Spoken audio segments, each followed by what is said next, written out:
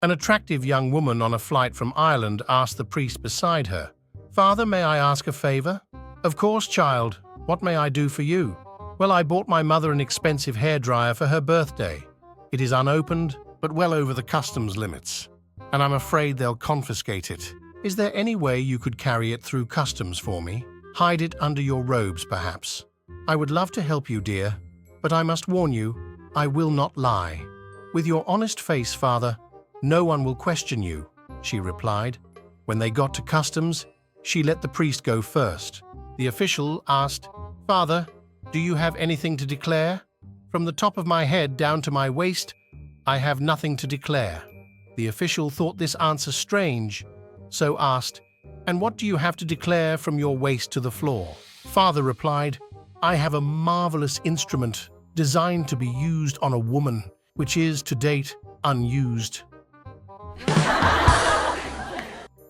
A professor, a CEO, and a janitor are in a forest when they discover a magic fairy. The fairy says, "I will give you what you most desire if you do someone else's job for a day." The professor says, "I'll be an elementary school teacher. What can be so hard about teaching a bunch of 6-year-olds how to read?" So he is teleported into a classroom. After a few minutes, all the kids screaming gets to his nerves. So he throws all his supplies and gives up. The CEO says, "I'll be a waiter. All you do is carry food back and forth. This'll be a breeze." So he is teleported to a restaurant. After about an hour, all the annoying customers drive him insane. So he smashes his plates on the ground and gives up. The janitor says, "I'll be an artist." So he is transported to an art facility. He glues all the classroom supplies and shattered plates to a canvas, then sells it for $1 billion. The fairy asks the janitor how he was so clever. The janitor says, "I got a master's degree in art." A wife decides to take her husband, Dave, to a strip club for his birthday. They arrive at the club, and the doorman says, "Hey Dave, how you doing?" His wife is puzzled and asks if he's been to this club before. "Oh no," says Dave, "he's on my bowling team."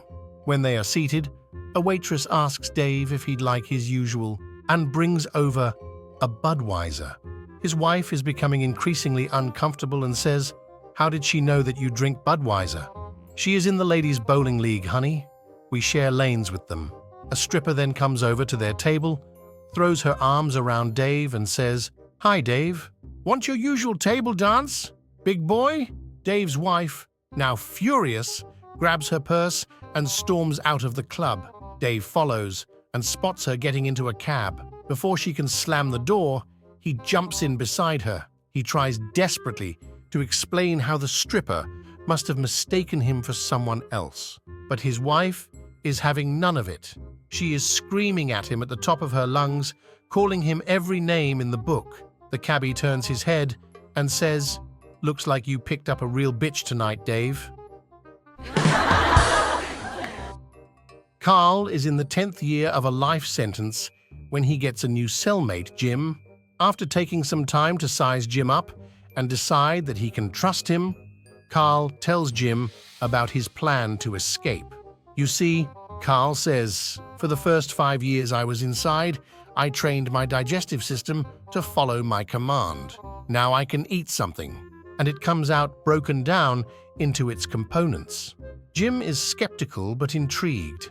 Carl continues, "For the last 5 years, I've been swallowing pieces off my uniform. It's perfect because the guards just think it's rats chewing on it." So Jim asks, "Well, what does that have to do with me? How can I help?" Carl says, "Well, the pieces of fabric come out as individual fibers. I figure by this time next year, we'll have enough to fashion enough rope to get over the wall. I just need you to tie the fibers." Jim, disgusted, says, "You have got to be kidding me." And Carl says, "I shit you not." A man walks into a bar. The bartender asks, "Why the long face?" The man replies, "I just found out my wife is sleeping with another man. I've decided I'm going to drink myself to death." The bartender looks shocked and says, "I'm sorry, I can't help you kill yourself." The man asks, Well, what would you do in my situation?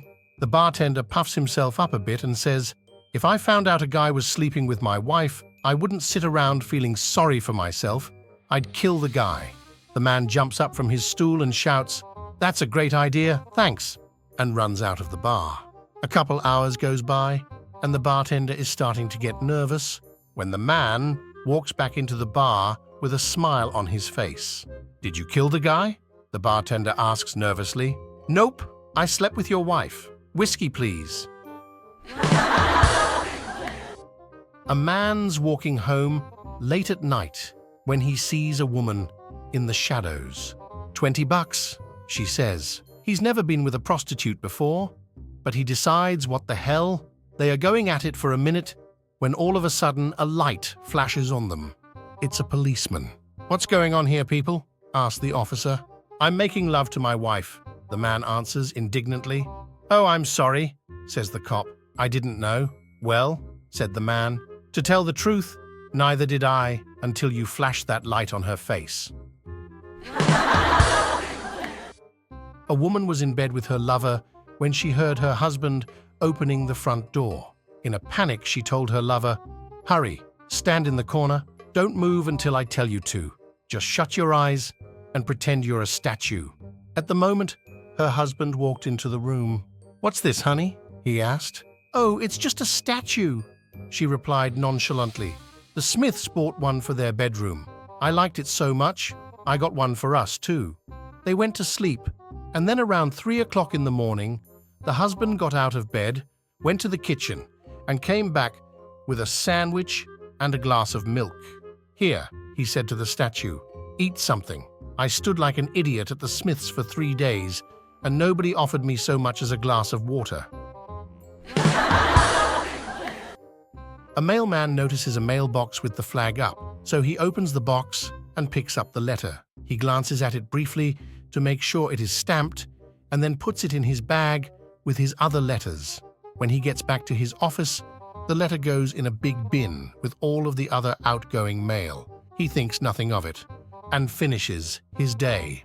A few days later, he delivers the exact same letter to the same house that he picked it up from. He glances at the mailing address and observes that it is indeed the same as the return address. Anyone can make a mistake, so the mailman puts the letter in the mailbox so that the customer can readdress it for its proper recipient. He thinks nothing of it and finishes his day. The next day, the mailman sees the same mailbox with the flag up. He opens the box and again sees the same letter, nothing changed, but with a new stamp on it. The mailman is perplexed and, thinking to save the customer both time and money, decides to ring the doorbell and inquire about the letter. The door opens, and standing there is a stout Buddhist monk, dressed in traditional garb. Pardon me, sir, the mailman says, but you seem to be trying to mail this letter again, and without any changes to the address, it's only going to end up back at your home in a few days. Ah, my letter. Thank you so much for mailing it the other day. It was greatly appreciated. Please do so again, replies the Buddhist monk. But sir, says mailman, you will only waste a stamp, and this letter will be redelivered to your home a few days from now. But that is my intention, dear man, replies the Buddhist monk. You see, reposting is the best way to get karma. My friends, if you want to watch other funny jokes, subscribe to the channel.